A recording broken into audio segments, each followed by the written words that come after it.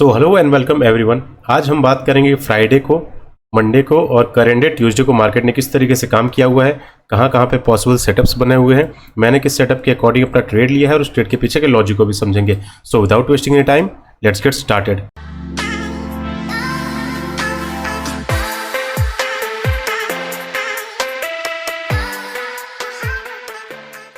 तो फ्राइडे को काम करने से पहले हमारे पास लेवल्स क्या क्या है, प्रीवियस डे का हाई, प्रीवियस डे का लो जो ऑलमोस्ट हमारे प्रीवियस डे क्लोजिंग के आसपास है।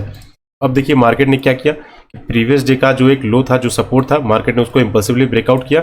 मतलब किसी भी इंपॉर्टेंट लेवल का इंपल्सिव ब्रेकआउट होता है तो वहाँ पे रिवर्सल आने के चांसेस होते हैं, क्योंकि डाउन साइड में कोई भी एसएल नहीं था और इस ब्रेकडाउन पे जितने भी सेलर एक्टिवेट हुए होंगे उनके एसएल अपर साइड में अवेलेबल हो गया होगा इंट्राडे सेल, और मार्केट वहाँ से रिवर्स करके उनके स्टॉप लॉस को हंट कर लेगा। तो अब जब मैं मार्केट में आया हुआ था तो मार्केट जो है ऑलमोस्ट इस पॉइंट पे ट्रेड कर रहा था।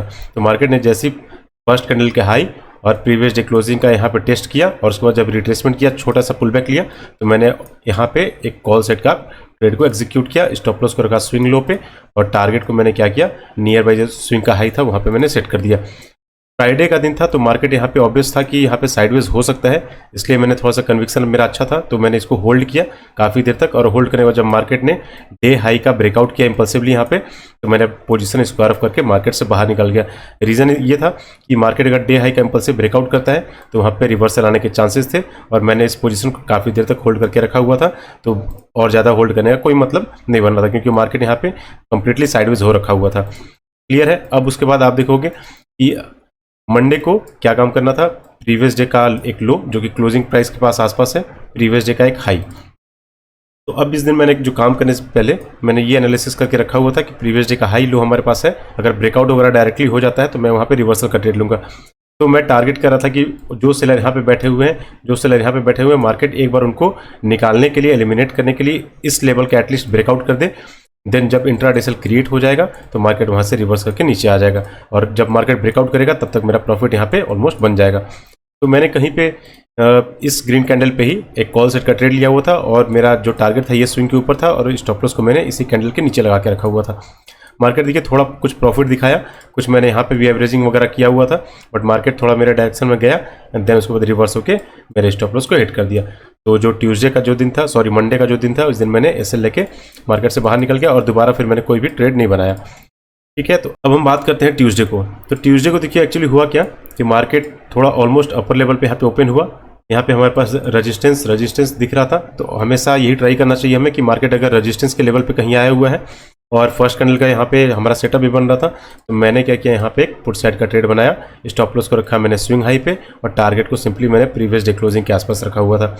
बट मार्केट का बिहेवियर एक्सपायरी की वजह से थोड़ा चेंज हो जाता है, तो इसलिए मार्केट ने क्या किया, कुछ प्रॉफिट दिखाया, उसके बाद कंप्लीटली रिवर्स करके यहाँ पे मेरा स्टॉप लॉस को हिट कर दिया। तो ये चीज़ ठीक है, स्टॉप लॉस हमारा हिट हुआ, कोई इशू नहीं है।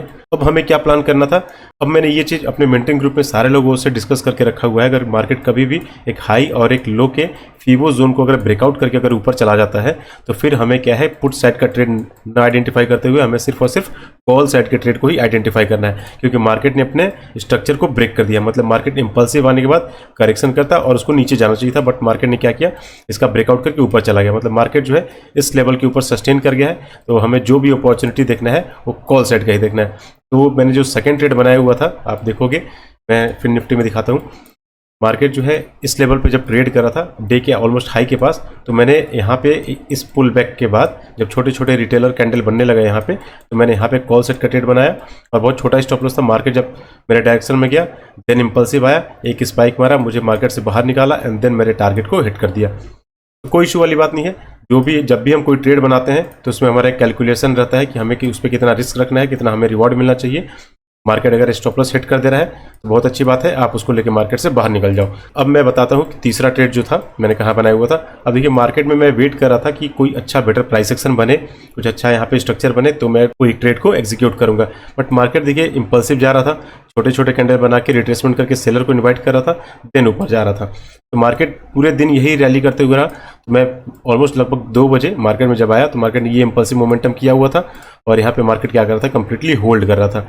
और सारे लोगों को आई होप पता होगा, मार्केट कभी भी किसी लेवल पे इंपल्सिव जाने के बाद अगर होल्ड करता है तो वहाँ पे सेलर एक्टिवेट होते हैं और उनका स्टॉप लॉस ऊपर अवेलेबल हो जाता है और मार्केट क्या करता है, उनके स्टॉप लॉस को हंट करता हुआ ऊपर चला जाता है। तो मैंने जो तीसरा ट्रेड लिया हुआ था वो इसी जगह लिया हुआ था और स्टॉप लॉस को मैंने रखा था स्विंग लो पे, और जब मार्केट मेरे डायरेक्शन में चला तो ऑलमोस्ट मैंने इस स्पाइक पे अपने पोजीशन को स्क्वायर करके मार्केट से बाहर निकल गया।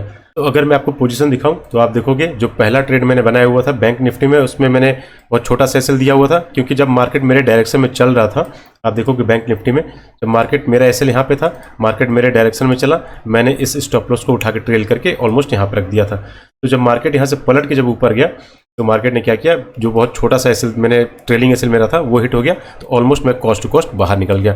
दूसरा जो मैंने ट्रेड लिया हुआ था फिन निफ्टी में कॉल साइड में, उसमें भी मार्केट ने क्या किया कि स्पाइक मारा और मैं स्टॉप लॉस को हिट कर दिया। उसमें भी मेरा सिर्फ और सिर्फ 2 पॉइंट का ही एसएल हिट किया था, क्योंकि मैंने बहुत टाइट एसएल लगा के रखा हुआ था। फिर जो तीसरा ट्रेड देखिए जो मेरा चला जैकपॉट ट्रेड था आज का, जब मेरा ट्रेड मेरे डायरेक्शन में चलने लगा तो मैंने उसको अच्छे तरीके से होल्ड किया और वो मेरा जैकपॉट ट्रेड निकला, और जो प्रीवियस के जो मेरे एसएल हिट हुए थे वो भी मेरा रिकवर हो गया और एक अच्छा खासा टारगेट लेके मैं मार्केट से बाहर निकल गया।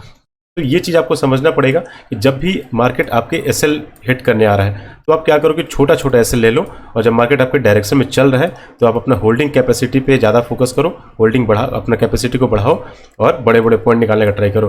क्योंकि जनरली ट्रेडर करते क्या है, 40-50 पॉइंट का एसएल ले लेंगे और मार्केट जैसे उनके डायरेक्शन में 10-20 पॉइंट जाएगा वो वहीं पे पैनिक करके अपने पोजीशन को स्क्वायर ऑफ करके निकल जाते हैं। मतलब एसएल वो मार्केट को बढ़ा देते हैं और टारगेट जो है वो बहुत छोटा कैप्चर करके मार्केट से बाहर निकल जाते हैं। तो इस चीज़ पे आपको फोकस करके काम करना पड़ेगा कि जब हमारा एसएल हिट हो तो छोटा छोटा एसएल हिट हो, और जब मार्केट हमारे डायरेक्शन में चले तो हम बड़े टारगेट बड़े पॉइंट कैप्चर करने पे ज़्यादा फोकस करें। क्लियर है? तो आई होप कि सारे लोगों को प्रीवियस के 2-3 दिन का चार्ट और सेंटीमेंट समझ में आया होगा। बट इनकेस अगर कोई भी डाउट होगा तो आप मुझसे डिस्कॉर्ड पे पूछ लेना, मैं वहाँ पे वो डाउट को क्लियर कर दूंगा। सो इस वीडियो को यहीं पेंड करते हैं। Thanks for watching, see you next video, take care, bye bye.